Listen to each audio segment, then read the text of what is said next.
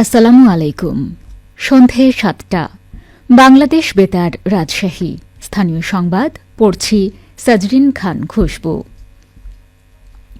রাজশাহীর চারঘাটে সারদা পুলিশ একাডেমির অধ্যক্ষ ও অতিরিক্ত আইজিপি মোহাম্মদ মাসুদুর রহমান ভূঁইয়ার সঙ্গে সৌজন্য সাক্ষাৎ করেছেন বাংলাদেশে নিযুক্ত পাকিস্তানের হাইকমিশনার সৈয়দ আহমেদ মারুফ। গতকাল একাডেমির কনফারেন্স রুমে সৌজন্য সাক্ষাতে মিলিত হন তারা। এর আগে পাকিস্তানের হাইকমিশনার সহ ৪ সদস্যের প্রতিনিধি দল সারদা পুলিশ একাডেমিতে আসলে অধ্যক্ষ মোহাম্মদ মাসুদুর রহমান ভূঁইয়া তাদের স্বাগত জানান।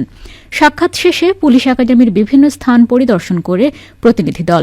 এ সময় একাডেমির অধ্যক্ষ সহ ঊর্ধ্বতন কর্মকর্তারা সঙ্গে ছিলেন। পরে বিকেলে অতিথিরা রাজশাহী নগরীর তেরোখাদিয়ায় SOS চিলড্রেন ভিলেজ শিশুপল্লী পরিদর্শন করেন। বগুড়ার শিবগঞ্জ উপজেলার ঐতিহাসিক মহাস্থানগড়ের খনন কাজ পরিদর্শন করেছেন বাংলাদেশে নিযুক্ত ফ্রান্সের রাষ্ট্রদূত মারি মাসুদুপুই। আজ দুপুরে মহাস্থানগড়ের সাউথ ইস্ট বৈরাগীর ভিটা খনন কাজ পরিদর্শন করেন তিনি। এ সময় তার সাথে ছিলেন শিবগঞ্জ উপজেলা নির্বাহী কর্মকর্তা জিয়াউর রহমান, প্রত্নতত্ত্ব অধিদপ্তরের রাজশাহী ও রংপুর বিভাগের আঞ্চলিক পরিচালক ড নাহিদ সুলতানা, মহাস্থানগড় প্রত্নতত্ত্বের কাস্টেডিয়ান রাজিয়া সুলতানা সহ আরও অনেকে। ঐতিহাসিক মহাস্থানগড়ের লইয়েরকুড়ি ও বৈরাগীর ভিটায় খনন কাজ শুরু হয় ২০১৭ সালের ১২ ডিসেম্বর। খনন কাজ করে বাংলাদেশ ও ফ্রান্স যৌথভাবে। খননকালে পাওয়া যায় গুপ্ত, পাল ও মৌর্য আমলের ধ্বংস হয়ে যাওয়া অবকাঠামো ও বেশ কিছু প্রত্নতত্ত্ব সম্পদ। বর্তমানে মহাস্থানগড়ের সাউথ ইস্ট বৈরাগীর ভিটা খনন কাজ চলমান রয়েছে বলে জানান কাস্টেডিয়ান রাজিয়া সুলতানা। পেশাগত দক্ষতা বৃদ্ধির লক্ষ্যে নাটোর জেলার সরকারি প্রাথমিক বিদ্যালয়ের প্রধান শিক্ষকদের একদিনের প্রশিক্ষণ সম্পন্ন হয়েছে। নাটোর সদর উপজেলা পরিষদ হলরুমে আজ আয়োজিত প্রশিক্ষণে প্রধান অতিথি ছিলেন প্রাথমিক শিক্ষা অধিদপ্তরের অতিরিক্ত মহাপরিচালক আবু নূর মোহাম্মদ শামসুজ্জামান।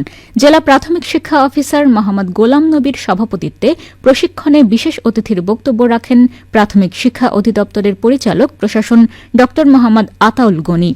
জেলা প্রাথমিক শিক্ষা অফিসার জানান, প্রশিক্ষণে সরকারি চাকুরি আইন, সরকারি কর্মচারী আচরণ ও শৃঙ্খলা এবং সামাজিক যোগাযোগ মাধ্যম ব্যবহার বিষয়ে সচেতনতা বৃদ্ধি ও সঠিক ব্যবহার বিষয়ে প্রধান শিক্ষকবৃন্দকে দিনব্যাপী প্রশিক্ষণ প্রদান করা হয়েছে।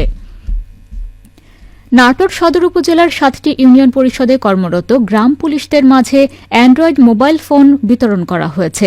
আজ উপজেলা পরিষদে এসব ফোন হস্তান্তর করেন নাটোরের জেলা প্রশাসক আসমা শাহিন।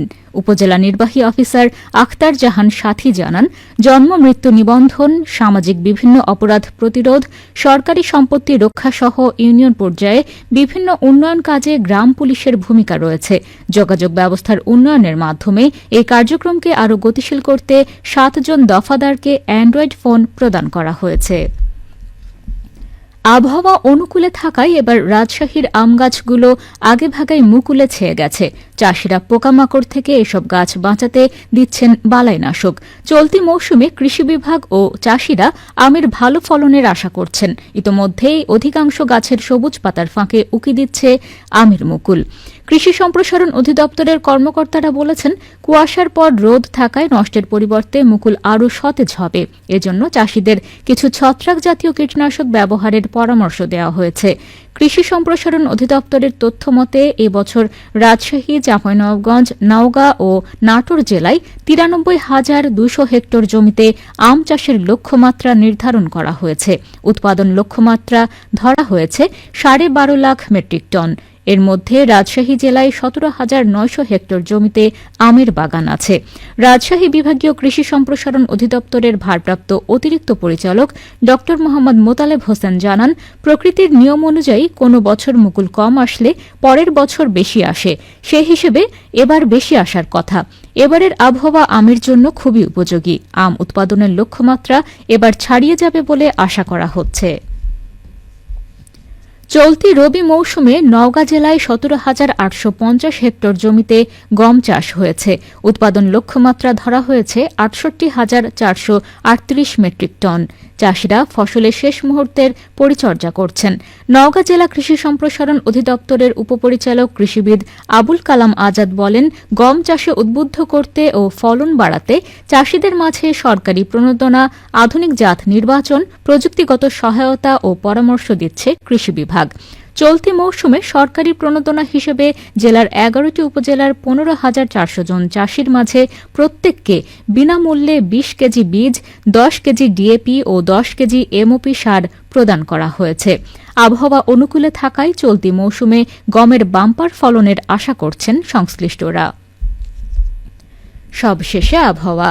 আজ রাজশাহীতে সর্বোচ্চ তাপমাত্রা ছিল 27.9 ডিগ্রি এবং সর্বনিম্ন 13.6 ডিগ্রি সেলসিয়াস।